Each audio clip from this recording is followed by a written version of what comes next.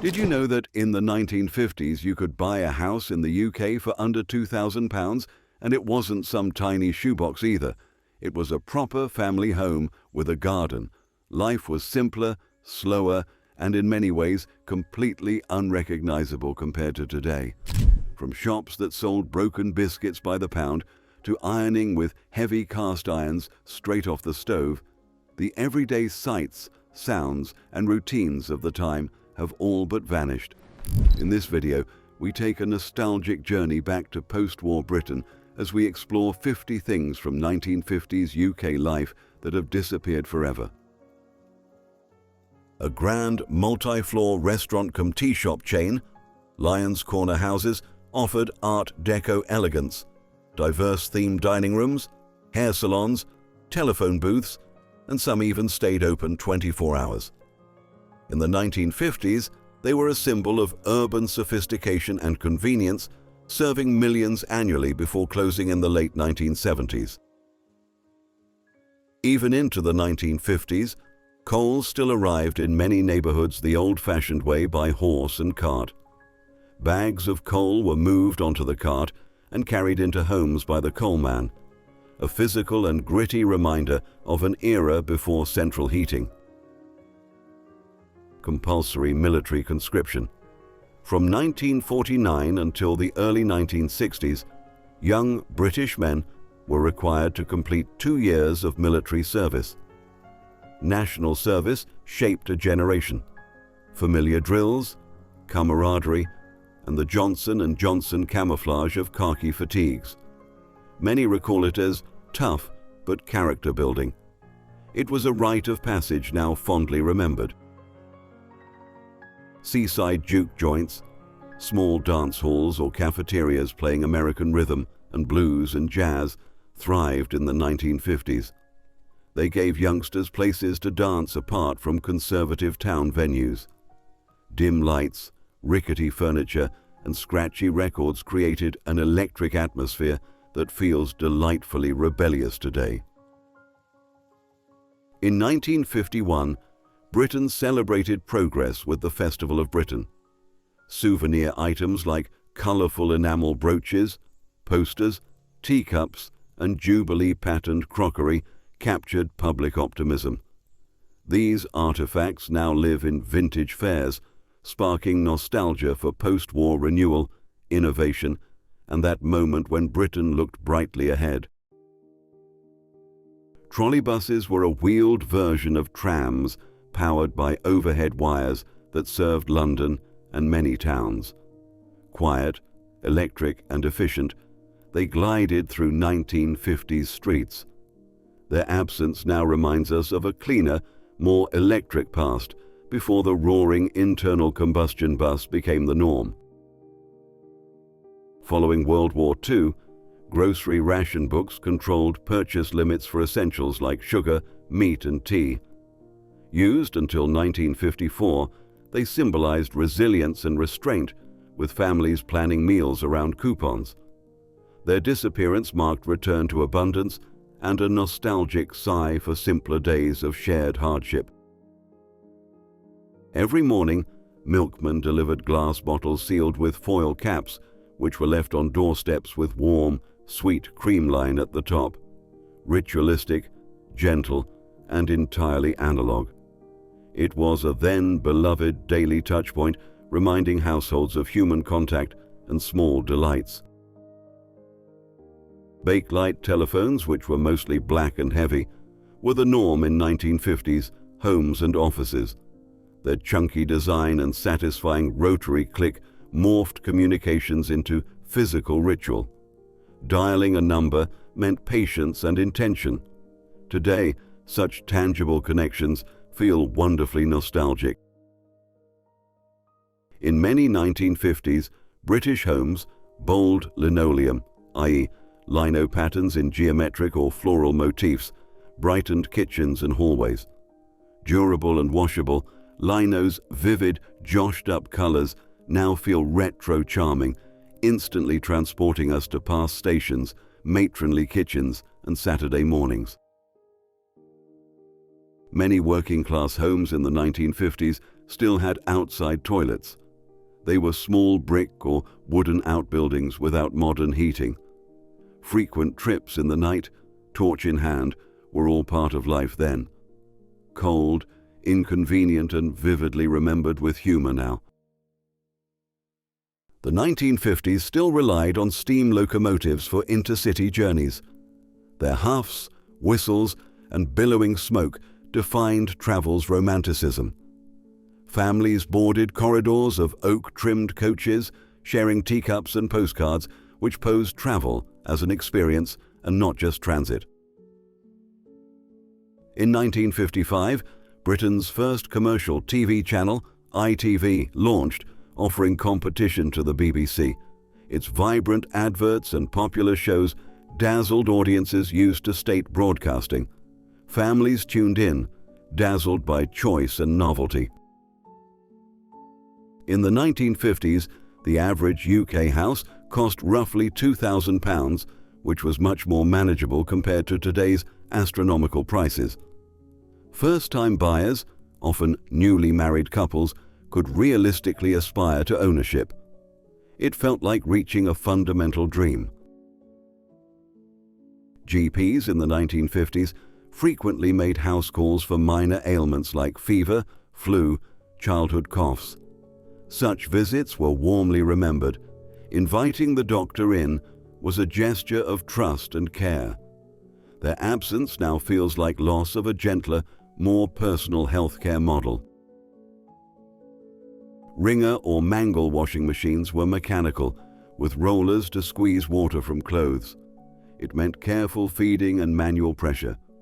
Today, digital buttons and spin cycles feel too modern as noisy automation replaces that hands-on chore and its gentle domestic ritual. Woodbine cigarettes, strong, unfiltered, and widely smoked in the 1950s, were a staple of British life.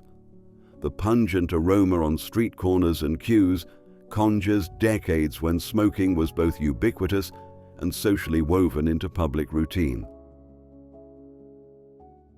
Chimney sweeps, often using climbing boys or apprentices, made rounds cleaning soot from chimneys in 1950s Britain. Their calls kept homes safe from fires and provided livelihoods. Though the era of climbing boys ended long before the 50s, the image of soot-smeared sweeps remains a powerful symbol of a hard-working past. Fish and chips were famously wrapped in old newspapers for absorbing grease and retaining heat. This wasn't just practical, it shaped the sensory memory of takeaway meals. Banned later for hygiene reasons, the practice now lingers in nostalgic faux newspaper wrappers in trendy chippies. On the 4th to 5th of February 1953, Britain lifted sweet rationing after years of austere measures. Children and adults poured into sweet shops, piggy banks emptied for chocolate and candy. The end of rationing sparked communal relief and perhaps one of the sweetest moments in post-war memory.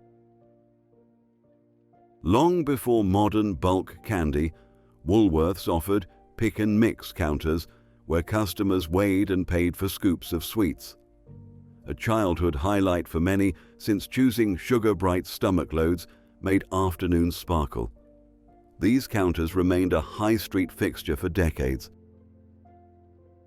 In the 1950s, many back gardens still housed remnants of World War II's air raid shelters were cold, brick-lined hideaways meant for wartime safety. Their persistence in suburban yards was a daily reminder of the recent conflict and now peculiar relics of resilience and history. Coal-fired fireplaces produced copious soot. Soot collectors would sweep and empty ash and soot residue, keeping hearths clean and preventing messy indoor deposits. It was a grubby but vital job in a black, soot-dusty era, one many now recall with half-amused shudders.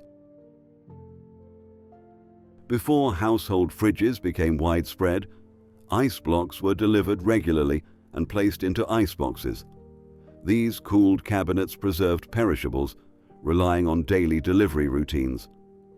That ritual of lifting heavy and dripping ice now belongs to a forgotten era of domestic logistics.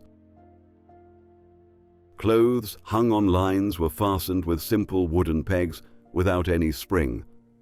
A little dexterity was needed to grip fabric and line. They clicked and cracked in morning breezes, an ordinary, quiet, sensory memory of laundry days long gone. Portable wireless radio sets in the 50s often ran on large, heavy, dry cell batteries. These were bulky and pricey, making portable listening a luxury. Rolling in a transistor revolution later made us forget the ritual of lugging battery packs just to catch the news.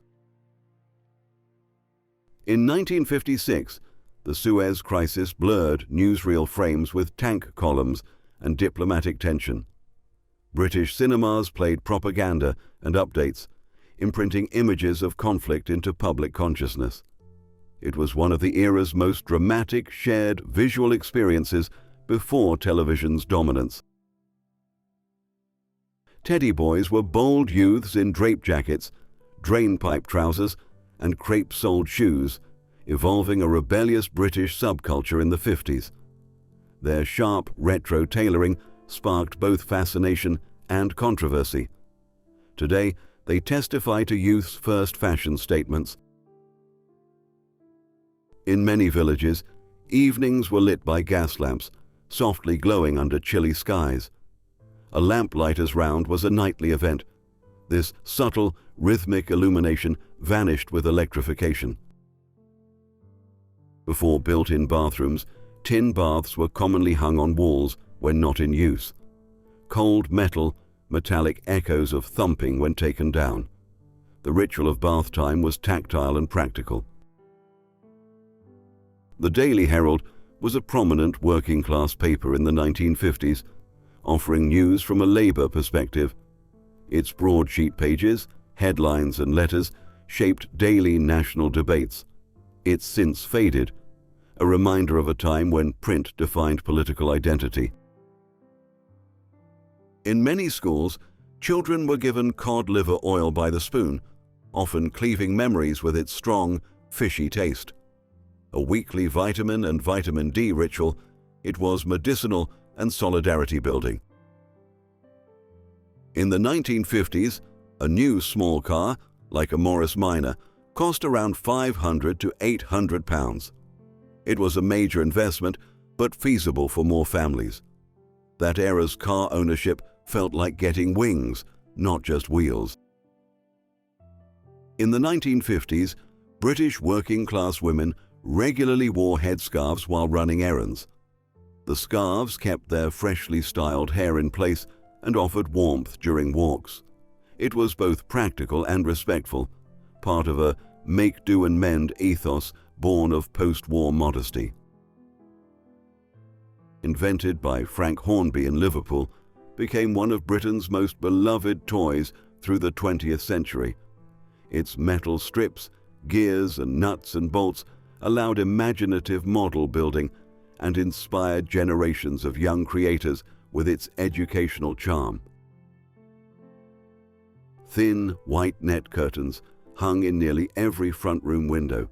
They offered modesty while letting light through, creating an intimate, sunlit ambiance that feels quietly evanescent in a world of blackout blinds and heavy drapes. Milk bars were smoke and alcohol-free cafes serving shakes, malted drinks, and light snacks. They offered a social space for youths from the 1930s and still into the 1950s. They were the polite counterpoint to pubs where teens could gather, chat, and sip sweet cold comfort.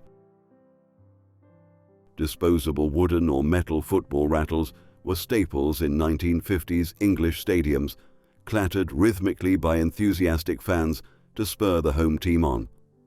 Their din echoed off terraces, creating a striking wartime-esque soundtrack to working-class match-day passion.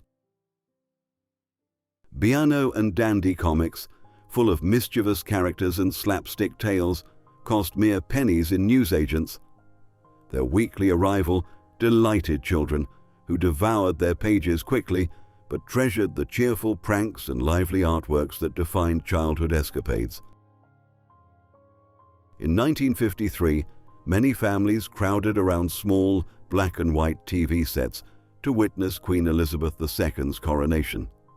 Flickering screens conveyed royal pomp in grainy monochrome, yet the shared glow of that living room moment felt radiant and unifying nationwide.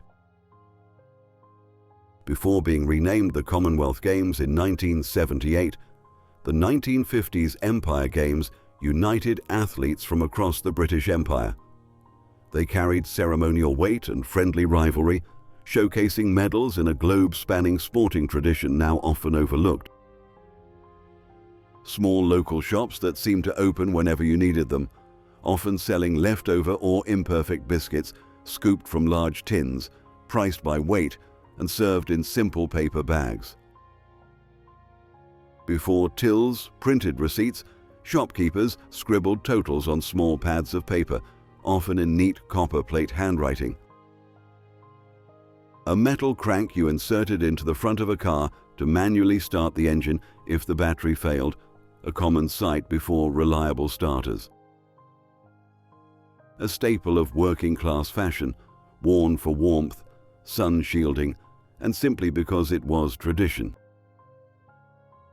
Before electric irons became affordable, solid metal irons were warmed directly on a fire or stove and swapped out when they cooled.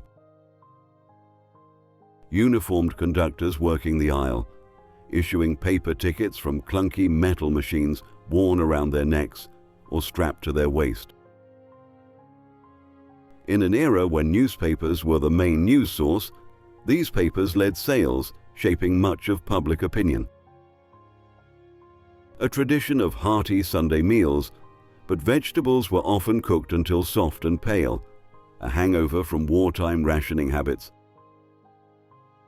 Weekly social highlights, where live brass and swing bands filled large halls and couples danced the night away, were quite the common place to have fun. And that's it for today's trip down memory lane. Give it a like if it brought back some memories, and don't forget to subscribe for more informative nostalgia. See you next time.